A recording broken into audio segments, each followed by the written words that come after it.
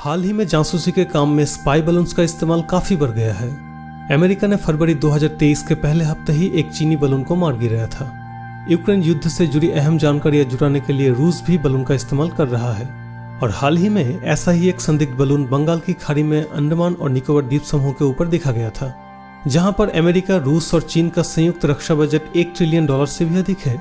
वहां पर 21वीं सदी के उन्नत उपग्रहों और ड्रोन के इस्तेमाल के बावजूद बलून के इस्तेमाल में इतनी दिलचस्पी क्यों है?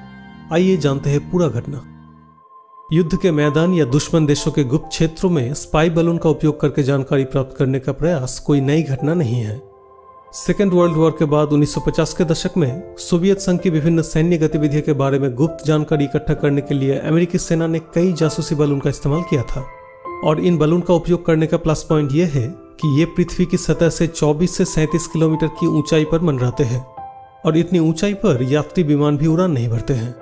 इसीलिए ये स्पाई बलून्स इस ऊंचाई पर एक के बाद एक गोपनीय जानकारियां चुपके से जुटाते रहते हैं। अब उपग्रहों के द्वारा जासूसी करने में मुख्य समस्या है उनकी ऊंचाई। लो अर्थ ऑर्बिट के मामले में एक उपग्रह पृथ्वी की सतह से 2000 किलोमीटर की ऊंचाई पर चक्कर लगाता है और जियोसिंक्रोनस ऑर्बिट के मामले में एक उपग्रह पृथ्वी की सतह से 37,000 किलोमीटर ऊपर रहता है। परिणाम स्वरूप आप समझ ही सकते हैं कि यदि वही कैमरा का उपयोग एक बलून में किया जाए तो कम ऊंचाई की वजह से अधिक विस्तृत जानकारियां प्राप्त करना संभव होगा एक सैटेलाइट के मुकाबले में। इसके अलावा हम इलेक्ट्रोमैग्नेटिक स्पेक्ट्रम के केवल विजिबल रीजन को देख सकते हैं, लेकिन कई अन्य प्रकार के कैमरे भी हैं जो बाकी इलेक्ट्रोमैग्नेटिक स्पेक्ट्रम जैसे यूवी रीजन, इंफ्रारेड रीजन की इमेजिंग करने में भी सक्षम है। और बलून में लगे इन सभी कैमरों की मदद से दुश्मन देशों के गुप्त शिविर में असल में क्या हो रहा है ये जानना बहुत आसान हो गया है। साथ ही एक उपग्रह का निर्माण करना, उसे लॉन्च करना और फिर रिमोट सेंसिंग के साथ उसका उपयोग करना काफी महंगा है। दूसरी ओर बलून बनाना और उपयोग करना बहुत आसान और सस्ता है।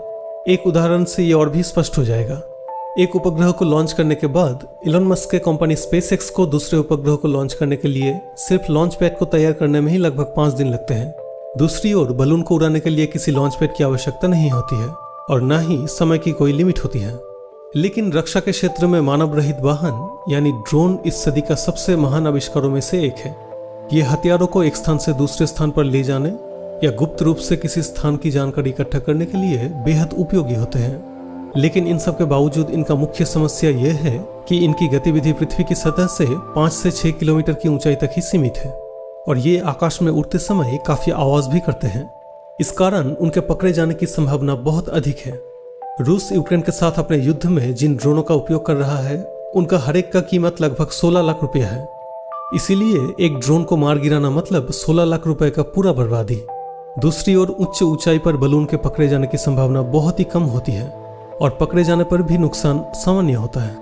इंस्ट्रूमेंट्स की कीमत को छोड़कर एक बलून की कीमत कुछ हजार रुपये ही होती है और आजकल बलून में लगे सोलर पैनल लगातार बलून में उपस्थित उपकरणों को पावर सप्लाई देते हैं। साथ ही कई अन्य उन्नत तकनीकों के इस्तेमाल ने उन्हें काफी आधुनिक भी बना दिया है। हाल ही में जापान एरोस्पेस एक्सप्लोरेशन एजेंसी के एक बलून को पृथ्वी की सतह से रिकॉर्ड 53.7 किलोमीटर की ऊंचाई तक ले जाना संभव हुआ है। तो इसमें कोई संदेह नहीं है कि दुश्मन देशों की गुप्त जानकारी सस्ते में प्राप्त करने के लिए इन स्पाई बलून का उपयोग आने वाले दिनों में और भी बढ़ेगा। वीडियो अच्छा लगे तो चैनल को सब्सक्राइब कर दीजिएगा। Thank you.